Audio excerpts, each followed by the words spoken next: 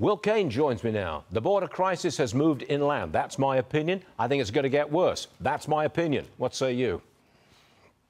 There's no reason for it to get better, Stuart. There's no disincentive. There's no sentiment among those who live in Central or South America that if you come, you will be turned away. There's no logical reason, even an economic downturn in the United States of America, which, by the way, would pale in comparison to the economies from those origination destinations, would be a disincentive. We've created a magnet, and magnet has a pull. The only thing you can do is really do your best to shut down the magnet. And, you know, that's probably going to be a situation where we have to see localities and states pick up the burden, regardless of its constitutional ability. Just do it, because you got a problem that the federal government will not stop, and it's only going to get worse. And what is the job of a mayor? What is the job of a governor but to take care of his constituents, his residents, his people? That's who's have to handle it. Somebody's got to step up, Stuart, and lead. Yeah, somebody sooner or later, you've got to step up and say, no mas, no more. Here's one for you. Look at this headline. It's in the New York Times. It says the Republicans' report on the Biden family found no evidence of wrongdoing by the president. House Oversight Committee Chair James Comer just responded to that, to the Times article, the Times headline. Roll that, please.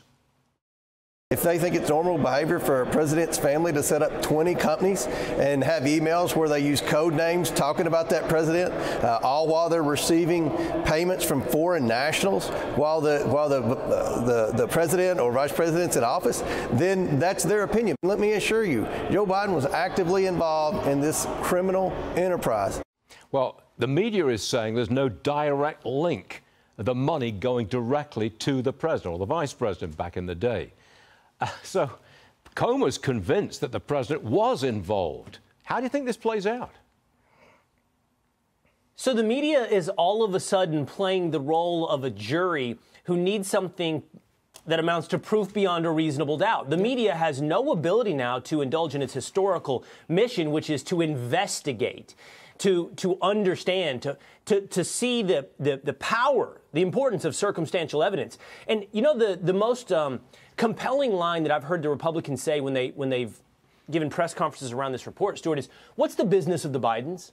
Like, okay, Hunter, Jim, grandchildren, what is it, a dozen members of the Biden family who are receiving money from companies in Ukraine, companies in China.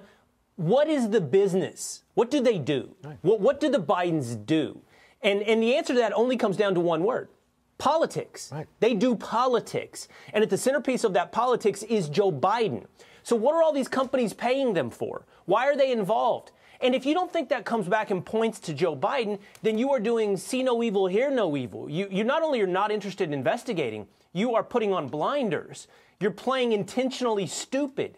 I mean, yeah. What business are they in? Right. Politics. Right. Who's at the center of politics? Right. Joe Biden. Now, right. Look, I'm really looking forward to the next few, not looking forward to it, but I anticipate the next few weeks to be revelatory.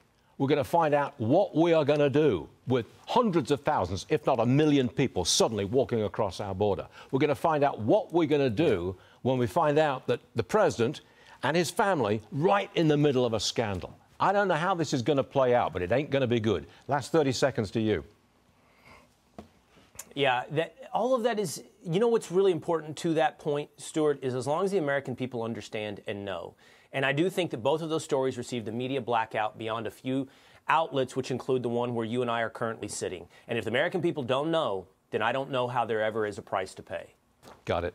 Will Cain, always a pleasure. Thank you very much for being on the show. We always appreciate it, Will. See you again soon.